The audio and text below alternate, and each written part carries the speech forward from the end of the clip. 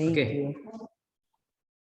Kita akan masuk ke tema penyelenggaraan penebusan dari Sion. Mengenai Sion, intinya kita akan lihat tentang Sion ini. Tentang Sion muncul di sejak kitab Kejadian sampai kitab Wahyu juga selalu muncul. Di kitab Wahyu khususnya kalau kita baca di Wahyu 14 dikatakan ada Bukit Sion. Ada 144.000 orang yang berdiri di Bukit Sion, yang mengikuti anak domba itu kemanapun dia pergi. Jadi Sion ini memiliki makna yang penting dari sudut pandang sejarah penebusan. Jadi ada makna yang penting dari Sion ini. Hari ini kita akan lihat bersama-sama bagian pertama tentang makna Sion ini, dan setidaknya ada 3 pertemuan kita akan bahas tentang Sion ini. Kiranya lewat pembahasan dengan tema Sion, kita bisa lebih lagi memahami kehendak Tuhan dan kita terus ditarik mendekat kepada Tuhan dan menyatakan kehendak Tuhan itu di sekeliling kita. Baik, kita baca dulu Ibrani 12 ayat 22. Oke, kita baca sama-sama. 2, 3. Tetapi kamu sudah datang ke Bukit Sion, ke kota Allah yang hidup, Yerusalem surgawi, dan kepada beribu-ribu malaikat, suatu kumpulan yang meriah. Amin. Kalau kita lihat mengenai Sion, nama lain dari Sion itu kota Daud, Yerusalem. Ibu-ibu ada yang sudah pernah ke sana kan? Sudah lihat langsung seperti apa? Nah, kalau kita lihat ini, kota Daud ini, dia sebuah gunung atau ya, mungkin bisa dikatakan sih bukan gunung, kayak gunung kecil lah, bukit gitu ya. Jadi dia bentuknya seperti ini. Ada di sebelah kiri ini ada lembah, ya ada lembah sebelah kiri, sebelah kanan ada lembah, dan di tengah-tengah ini ada bukit, ya bukit. Nah, di bukit ini dikenal sebagai kota Daud, ya Yerusalem. Tetapi ketika ke belakang itu ada lebih tinggi lagi, ya, lebih tinggi lagi, dan di atas sinilah yang dikenal sebagai Gunung Moria.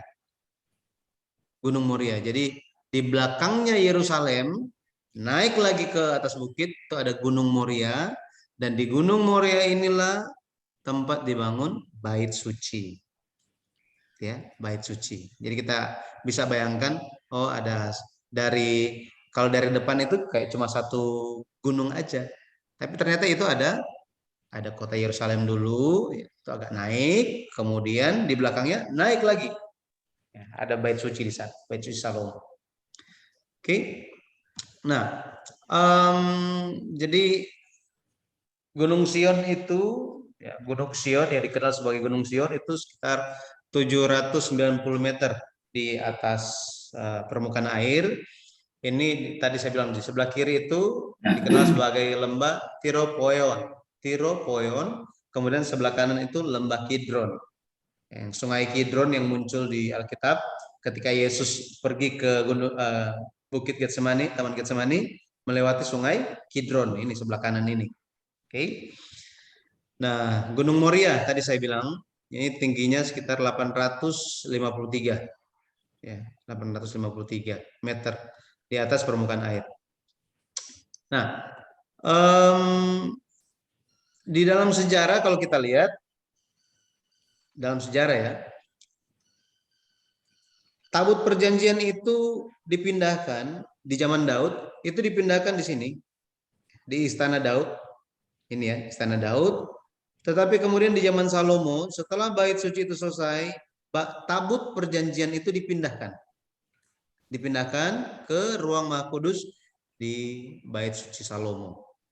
Nah, di dalam Alkitab, ya, di dalam Alkitab pada akhirnya keseluruhan Gunung Sion, yaitu Yerusalem, kemudian Gunung Moria, Ini semua dikenal sebagai Gunung Sion pada akhirnya. Gunung Sion.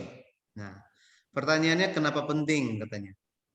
Betul ya, kenapa ini penting? Kenapa sering dibahas? Sampai kitab Wahyu juga anak domba itu berdiri di Bukit Sion. Nah, mari kita lihat yang pertama tentang Sion di zaman Abraham. Sion di zaman Abraham. Ada dua peristiwa penting di sini kalau kita lihat. Yang pertama, Sion adalah tempat Abraham bertemu Melkisedek. Ibu-ibu sering dengar mengenai Melkisedek ini ya. Sosok yang misterius. Dikatakan dia adalah Raja Salem. Raja Salem.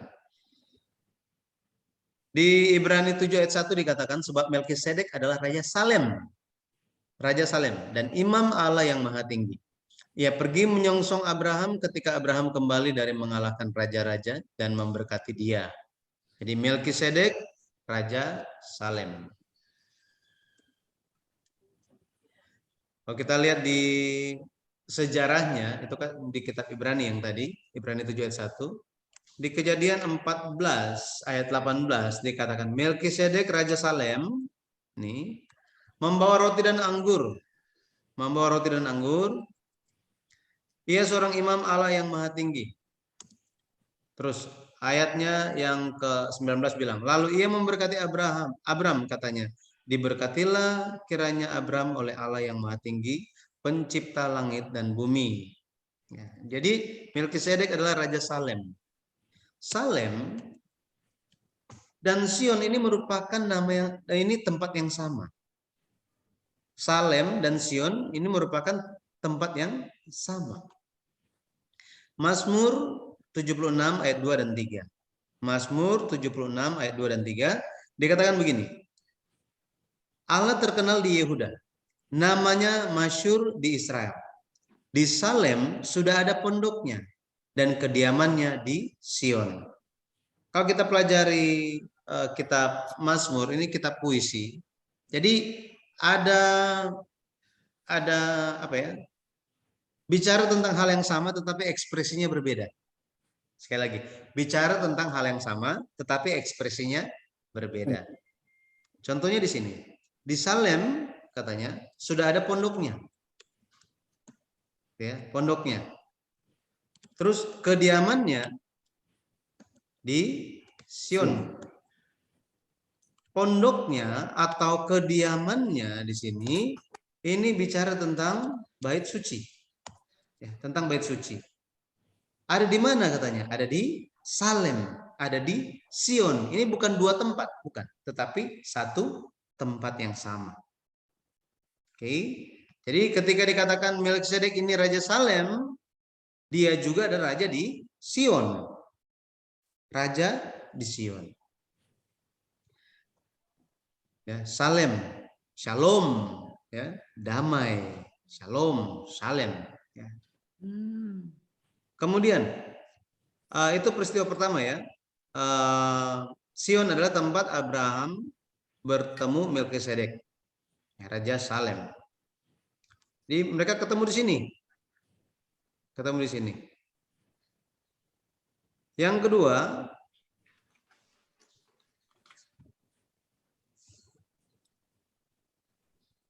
mengenai Sion itu adalah tempat Ishak dikorbankan. Ishak dikorbankan. Kejadian 22 ayat 2 dikatakan, ambillah anakmu yang tunggal itu, yang engkau kasihi yakni Ishak, pergilah ke tanah Moria dan persembahkanlah dia di sana sebagai korban bakaran pada salah satu gunung yang akan kukatakan kepadamu. Sini ada tanah Moria katanya. Tanah Moria. Oke. Tanah Moria. Dua peristiwa ini terjadi di zamannya Abraham. Ya. Ketika Abraham itu diperintahkan pergilah ke tanah Moria, pergi ke tanah Moria, dia sudah tahu itu tanah yang mana, tempatnya yang mana. Kenapa? Karena dulu sebelum dia dapat anak, sebelum Ishak itu lahir, dia pernah menyelamatkan Lot dan keluarga Lot. Ya. Terus ketika dia pulang, dia melewati Sion atau Salem.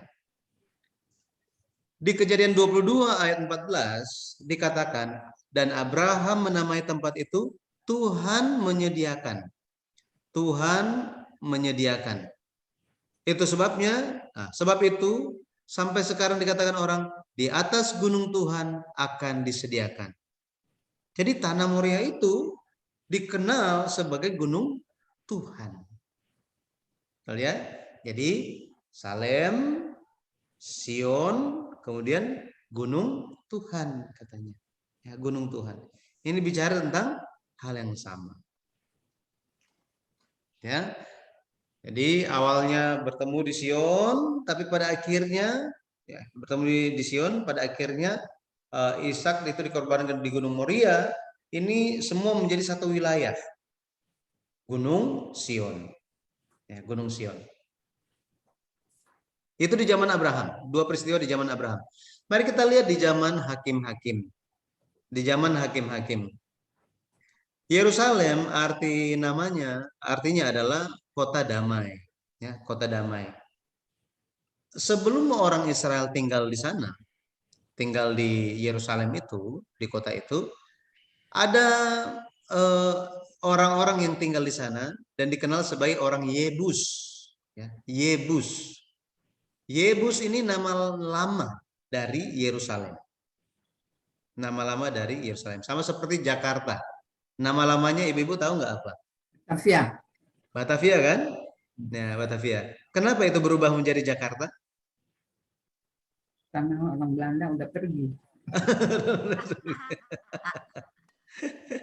Ya. Jadi ada seorang pangeran yang namanya Jayakarta. Ya, seorang pangeran Jayakarta. Dia itu ya melawan Belanda dan pada akhirnya namanya diambil sebagai nama wilayah, ya, wilayah Jakarta sekarang. Jayakarta atau Jakarta sama. Yebus. Dulu namanya Yebus, tapi itu disebut juga sebagai Yerusalem. Kalau kita lihat peristiwa yang terjadi di zaman hakim-hakim di tempat yang namanya Sion ini, di Gunung Sion, di Yosua 12 ayat 7 dan ayat 10, kita bisa melihat Yosua menaklukkan Yebus. Kan di zaman Yosua dia masuk Kanaan, menaklukkan Kanaan, kemudian mulai dibagi kan? Dibagi. Nah, ada proses penaklukannya. Prosesnya gimana? Yang pertama, Yosua menaklukkan. Kemudian apa? Setelah ditaklukkan, kota Yerusalem itu atau wilayah Yerusalem dibagikan kepada suku Yehuda. Dikasih ke suku Yehuda. Yosua 15 ayat 63. Tapi karena suku Yehuda itu kan wilayah yang diberikan kepada suku Yehuda itu kan luas, ya luas. Suku Yehuda agak sulit untuk menaklukkan Yebus. Untuk menaklukkan Yebus itu dia sangat sulit. Jadi mereka itu hanya terfokus kepada wilayah yang lain, tidak fokus kepada Sion ini atau Yerusalem ini. Pada akhirnya Yerusalem ini diberikan ke Benyamin. Suku Yehuda bilang, Benyamin, buat kalian aja ini. Lagi pula ini kan pas di perbatasannya kita, buat kalian aja. Seperti ini. Yosua 18 ayat yang ke-11. Tapi kalau kita lihat di zaman hakim-hakim, Yerusalem atau orang Yebus itu tidak bisa sepenuhnya ditaklukkan. Nggak bisa. Jadi mereka berusaha, Yehuda berusaha, nggak berhasil, Benyamin juga berusaha, tidak berhasil. Akhirnya dibiarkan begitu aja. Dibiarkan begitu aja. Mereka menaklukkan wilayah yang lain kecuali apa? Yerusalem. Kenapa? Karena orang Yebus masih di situ. Masih di situ. Siapa yang menaklukkan Sion? Nah, yang menaklukkan Sion adalah Daud. Mari kita lihat di zamannya Daud. Di zamannya Daud, Daud menaklukkan kota Sion. Kalau kita lihat Daud menjadi raja itu di tahun 1003 sebelum Masehi, 1003 sebelum Masehi, Daud itu menjadi raja di Yerusalem. Dia menjadi raja di Yerusalem. Dia menaklukkan Yerusalem. Jadi setelah dia itu dinobatkan sebagai raja, ya, hal pertama yang dia lakukan adalah apa? Dia menaklukkan Yerusalem. Ini mungkin orang-orang pikirnya ya karena Daud mungkin ya tanggung lah ya menguasai semua wilayah. Ya, ini ada di wilayah Yerusalem, udah kita taklukkan aja deh. Tetapi sebenarnya tidak demikian. Daud dia memahami sejarah dan dia memahami dengan sangat-sangat baik kenapa Yerusalem harus dikuasai. Kenapa Yerusalem itu harus menjadi milik dari orang Israel? Karena Yerusalem adalah inti atau pusat dari seluruh wilayah Kanaan. Yerusalem intinya. Maka kalau kita lihat Daud menjadi raja dan dia menaklukkan Yerusalem, ini terjadi di tahun 1003 sebelum Masehi. 1003 sebelum Masehi. Maka sudah berapa tahun berlalu sejak Israel menaklukkan tanah Kanaan? Sudah 403 tahun lamanya. Bayangkan. Orang Israel masuk ke tanah Kanaan itu di 1406 sebelum Masehi. 1406 sebelum Masehi. Tetapi mereka tidak bisa menaklukkan tanah Kanaan sepenuhnya, khususnya Sion. Baru 403 tahun kemudian Daud menguasainya. Makanya di zamannya Daud kota Sion itu ditaklukkan dan diganti namanya sebagai the City of David katanya, kota Daud. Ya, kota Daud. Nah, pada akhirnya Daud menggenapi firman Tuhan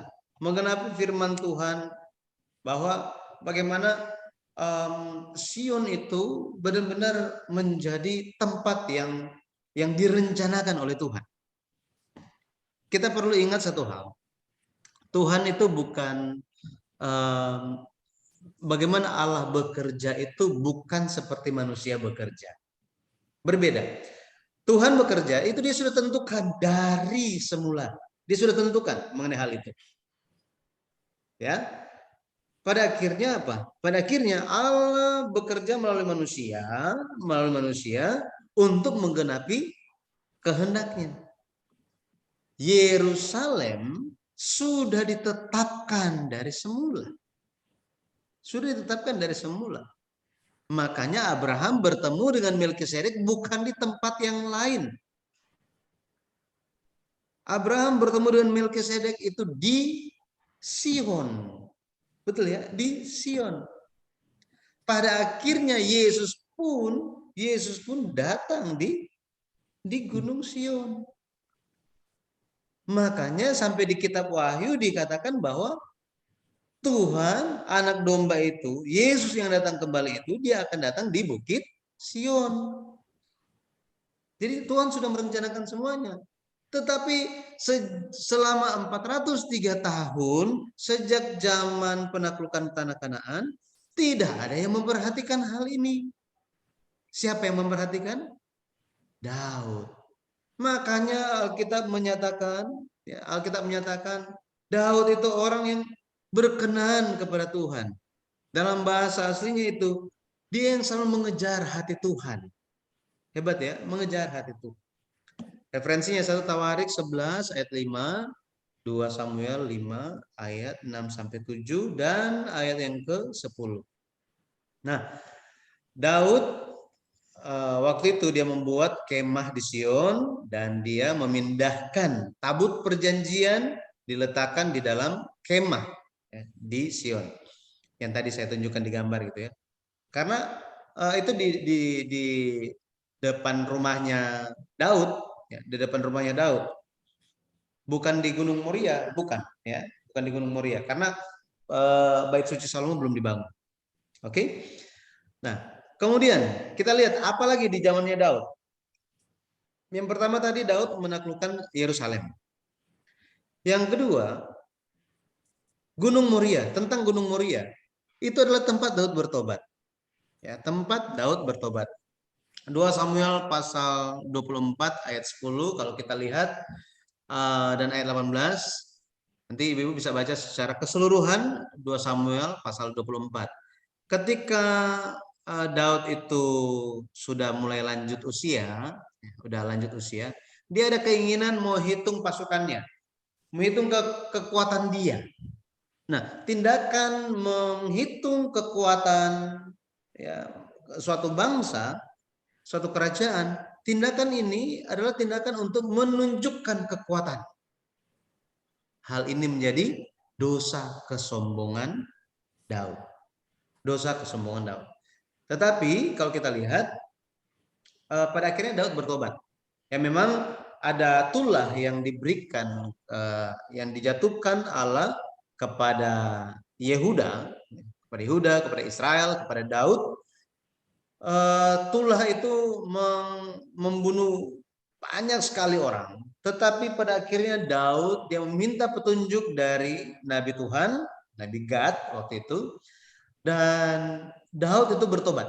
Nah, tempat dia bertobat itu adalah tempat pengirikan Ornan atau Arauna. Ini orang yang sama, cuma di kitab Samuel, ya, kitab Samuel dan kitab Tawarik ini mencatatnya berbeda, ya namanya.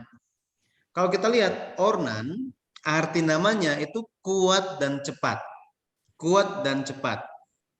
Kalau kita melihat, kalau hanya tahu nama ini begitu saja, ya nggak ada makna gitu ya. Tapi kalau kita lihat secara kontekstual peristiwa yang terjadi, pertobatan Daud terjadi itu di tempat ya pengirikan milik Ornan atau Arauna ini.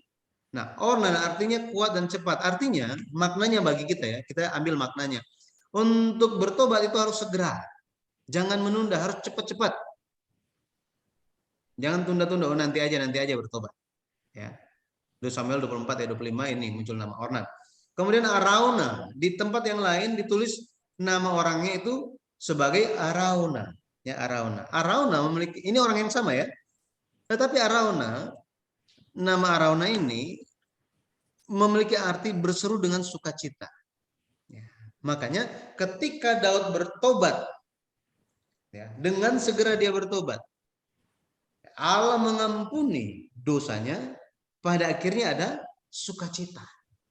Ada sukacita. Ada kegembiraan. Makanya kisah 3 ayat 19 dikatakan pertobatan ini membawa waktu kelegaan. Waktu kelegaan. Menjadi lega ya. Menjadi lega. Ya kalau kita musuhan terus bayangin nggak? Musuhan terus. Waduh. Misal mau pergi ke gereja gitu kan, ketemu lagi dengan orang itu, kita mau menyanyi aja itu kayak nggak ada damai, nggak ada sejahtera. Ya. Tetapi ketika ada pendamaian, maka bisa nyaman, gitu ya, bisa merasa lega. Ini Sion di zamannya Daud. Kita sedang lihat Sion dalam sejarah. Oke. Nah, berikutnya di zamannya Salomo. Zamannya Salomo. Salomo membangun bait suci di Gunung Moria. Di Gunung Moria. Ya.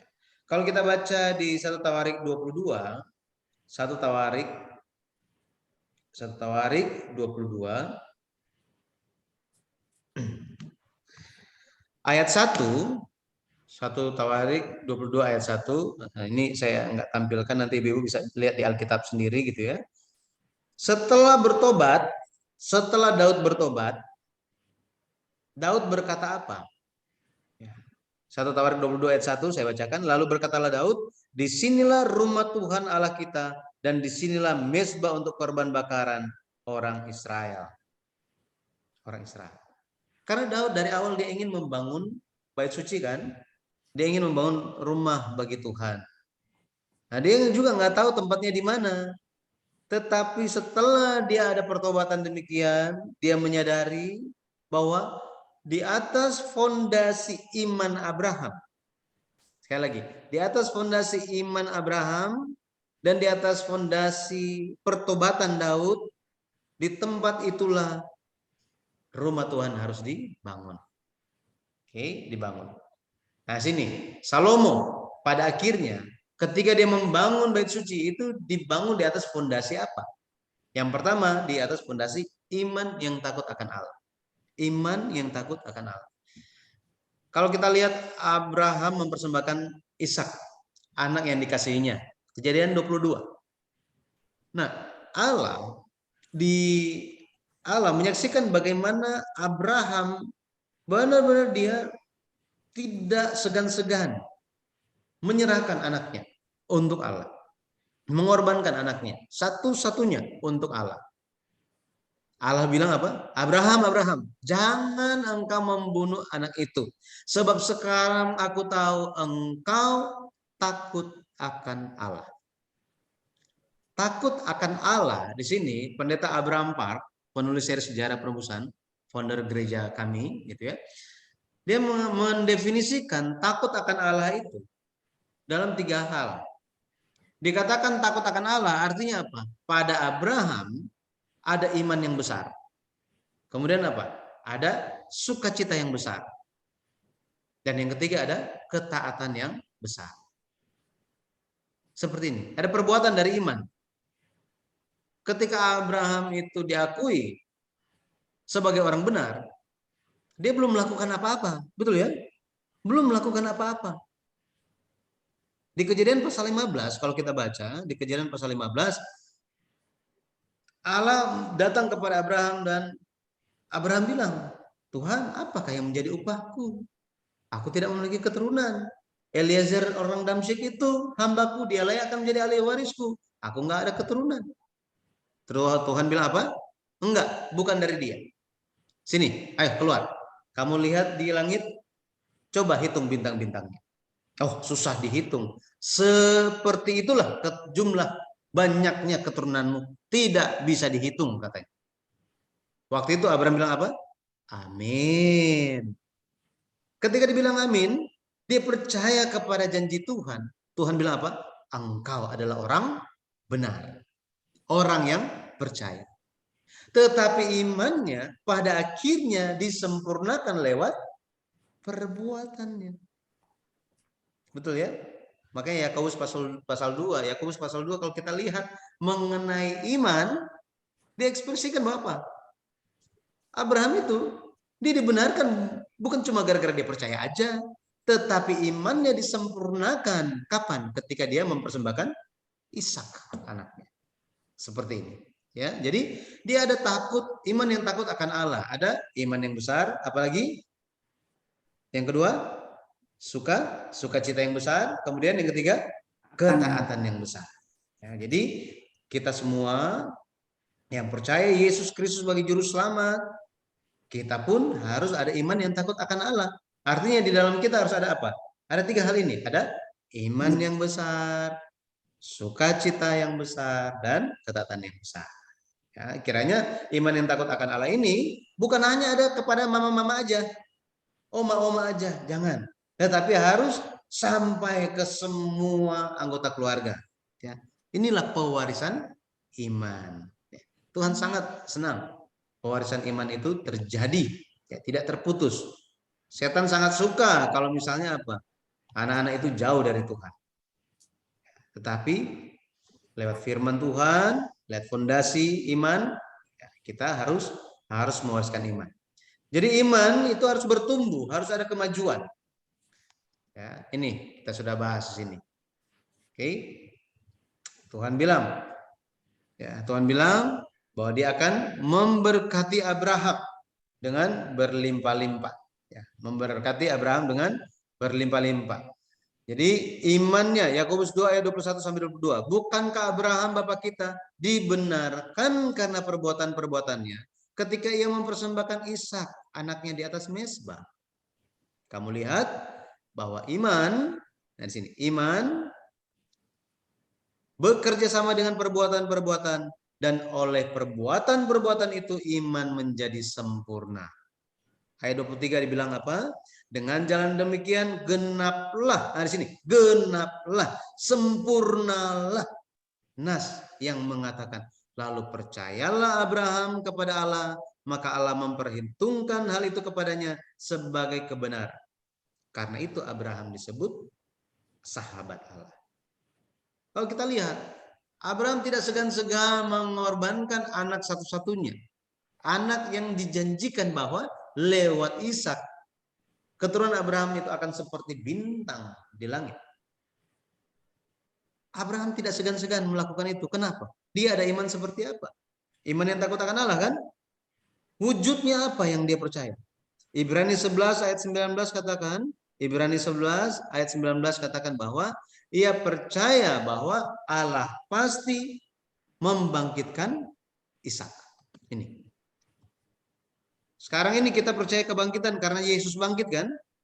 Amin ya. Di zamannya Abraham, dia belum pernah saksikan itu. Dia belum pernah menerima kesaksian tentang mati terus bangkit. Yang naik hidup-hidup ke sorga, yes, ada. Henok namanya. Bapak leluhurnya. Tetapi yang mati, lihat mati terus apa? Bangkit lagi. Dia belum pernah lihat.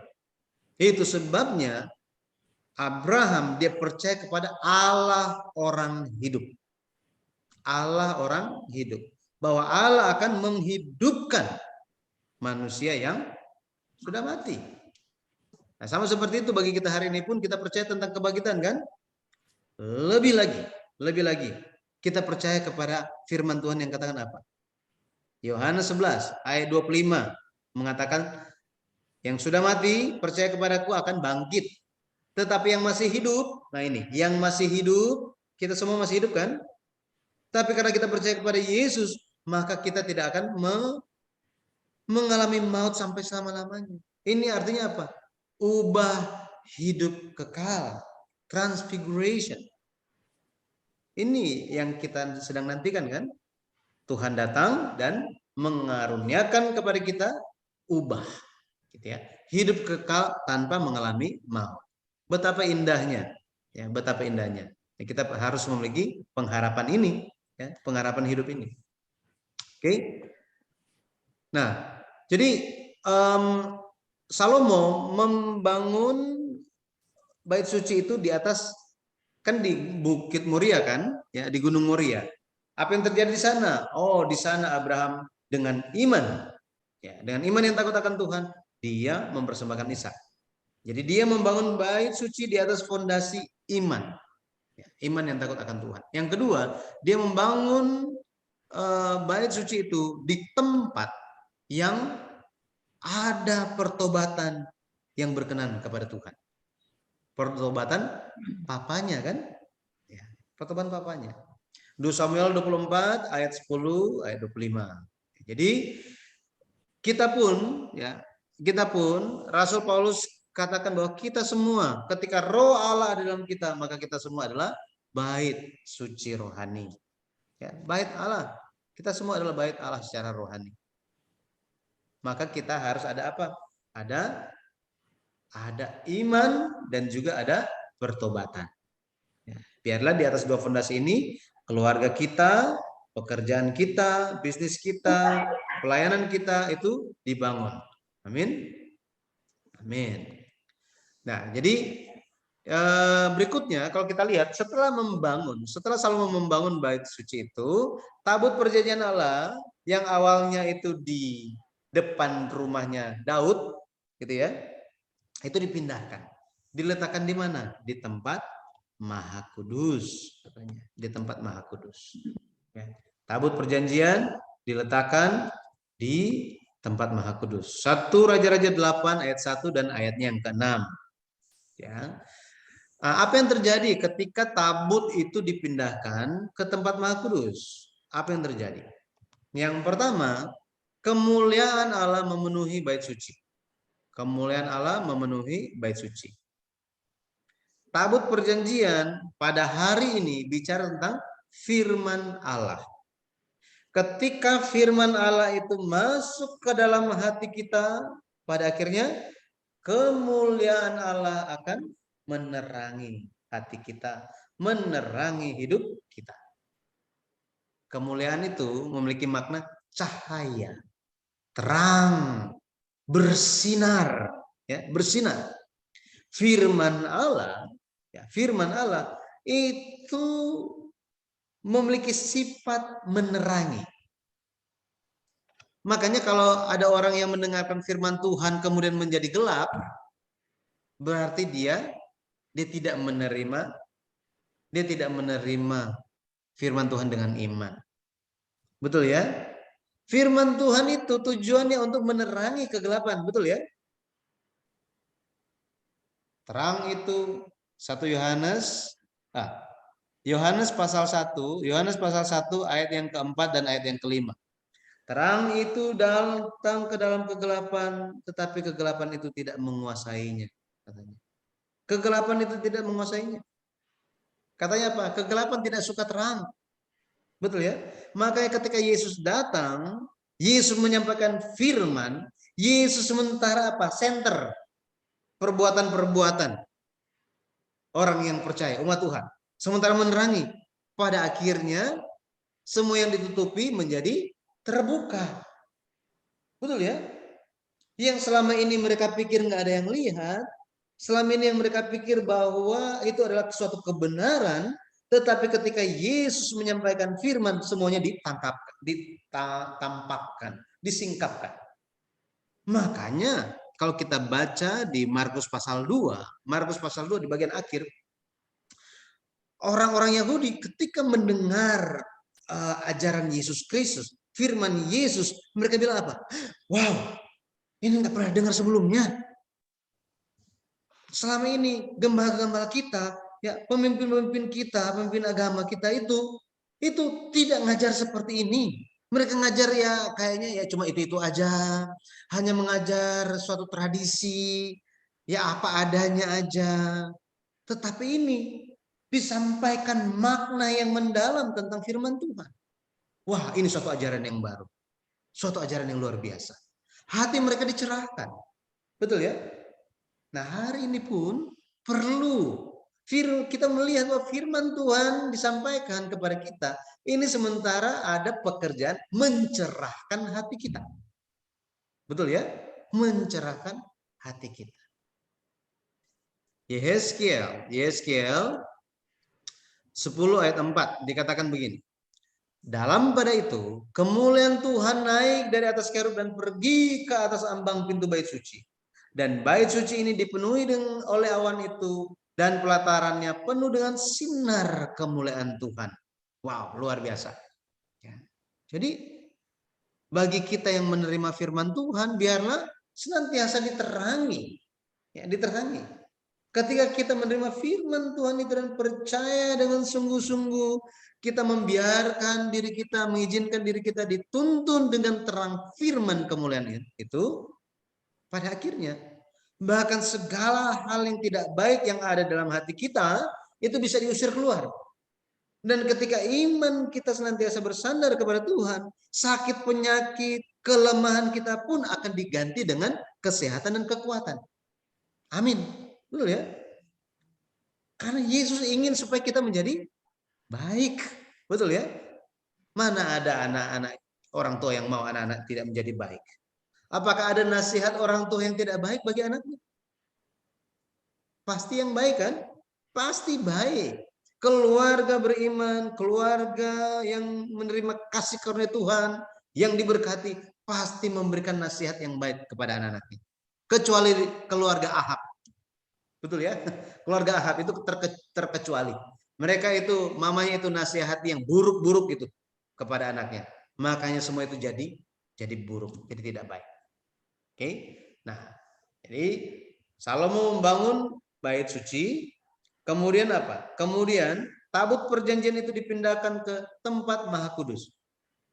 Awalnya kemuliaan Tuhan itu memenuhi bait suci. Betul ya? Memenuhi bait suci. Tetapi lewat peristiwa tabut perjanjian sekarang ada di tempat Maha Kudus di Gunung Moria, Sion diperluas. Nah, di sini Sion diperluas. Sion diperluas maknanya. Yesaya 4 ayat 5. Yesaya 4 ayat 5. Maka Tuhan akan menjadikan di atas seluruh wilayah Gunung Sion Dan di atas setiap pertemuan yang diadakan di situ, segumpal awan pada waktu siang dan segumpal asap serta sinar api yang menyala-nyala pada waktu malam. Sebab di atas semuanya itu akan ada kemuliaan Tuhan sebagai tudung. Jadi awalnya kota Daud gitu ya. Kota Daud, terus ada Gunung Moria.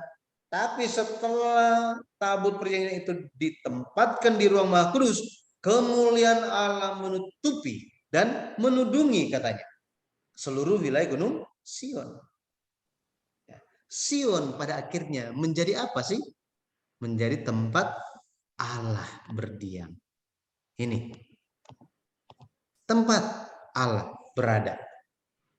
Kesimpulannya, tabut perjanjian masuk ke dalam bait suci. Tabut perjanjian masuk ke dalam bait suci. Makna penebusannya apa? Makna penebusannya apa? Ya. Makna penebusannya ini menunjuk kepada Yesus yang masuk ke Yerusalem. Terakhir kali, ya, untuk terakhir kalinya Yesus masuk ke Yerusalem. Yesus adalah firman itu sendiri. Tabut perjanjian di dalamnya ada 2 loh batu kan, berisi 10 hukum. Nah, tabut perjanjian ini menggambarkan firman Yesus itu sendiri yang akan masuk ke Yerusalem, ke dalam kota damai. Menjadi apa? Menjadi Raja Damai. Ya, Raja Damai. Yesus juga dia adalah bait suci itu sendiri. Bait suci itu sendiri. Yohanes 2 ayat 19 sampai 21. Yesus bilang apa? Rombak bait suci ini dan aku akan membangunnya dalam 3 hari. Mendirikan. Ya, kata mendirikan ini sama, kata yang sama mengenai dibangkitkan. Ini dibangkitkan. Yesus bangkit. Maka ketika kita percaya Yesus, Yesus mati bagi kita. Ya, Yesus mati bagi kita. Yesus bangkit untuk kita. Pada akhirnya Yesus ini masuk dalam hati kita. Kemuliaan Allah akan memenuhi hati kita. Semua kegelapan akan disingkirkan. Segala kesusahan akan dienyangkan. Ya. Wahyu, kita lihat ayat yang terakhir. Kita baca sama-sama ya. Kita baca sama-sama. Wahyu 21 ayat 22. Kita baca. 2, 3.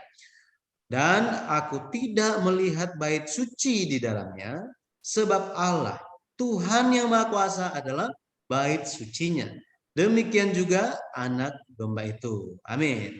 Jadi kiranya kita semua menjadi bait suci rohani. Allah bertata di dalam hati kita. Firman senantiasa di dalam hati kita dan menerangi hati kita. Bukan hanya itu, pada akhirnya kemuliaan Tuhan akan dilihat oleh orang-orang sekitar kita. Jangan cuma simpan, oh terang Tuhan itu hanya untuk aku, hanya untuk aku, hanya untuk aku, keluargaku. Itu yang terjadi kepada orang Israel.